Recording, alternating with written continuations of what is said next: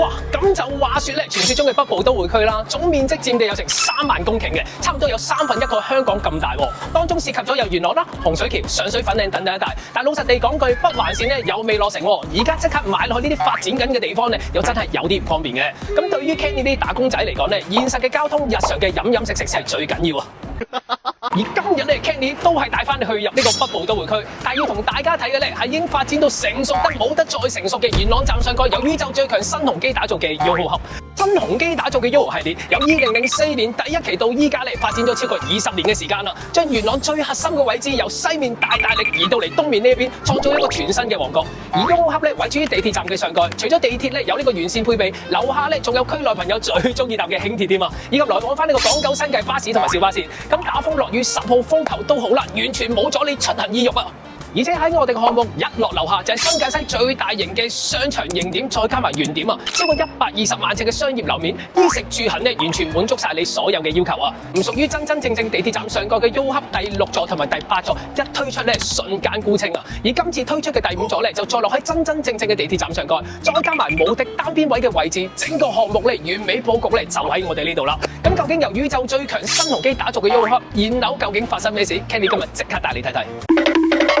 我哋1號盒嘅單位咧非常之多元化喎，細2房、大2房、細3房、大3房，甚至乎4房咧一應俱全。咁 Kenny 依家即刻同你睇間1094尺墩頂打大佬，入門口位位置咧發展商已經幫你做 Samsung 拍卡指紋，再加密碼門鎖噶啦。而我哋呢條長嘅走廊咧，完全冇遺失佢嘅用處啊！我哋呢邊呢個位置咧可以做翻個12尺嘅巨型大衣櫃啊！平時收工翻到嚟啲大褸啊，各樣嘢雜物咧全部堆晒入去咧，你個單位入邊咧咁就善用空間好多啦。Kenny 嘅經驗嚟講咧，呢個絕對唔會係女士嘅小天地啊，絕對一定係你嘅工人小天地啊！入到嚟我呢個咁巨型嘅廚房，基本上個空間俾你用盡晒，不特止咧。我哋有啲教育契設計啦，所以我哋分開2個露台嘅，其中1個露台咧就擠咗喺我哋呢度啦。平時喺呢度洗完衫咧，直接出去晾衫之餘咧，仲可以欣賞住哇呢個咁壯麗嘅元朗 City 靚景咧，不得了啊！講得新鴻基，再加埋1000尺嘅豪宅，喂！我哋廚房嘅電器品牌完全不能妥協啊！全部衝翻呢個德國名師最強品牌西門子嘅抽油煙機啦、4爐頭啦、微波爐、焗爐、雪櫃、洗衣機，全部一應俱全。而且由於我哋樓底夠高啦，咁所以我哋整體嘅儲物量空間咧非常地充足。再之餘嚟加埋呢隻女神筆，再加埋呢隻淺啡色並合埋一齊咧，非常卡式地靚啊！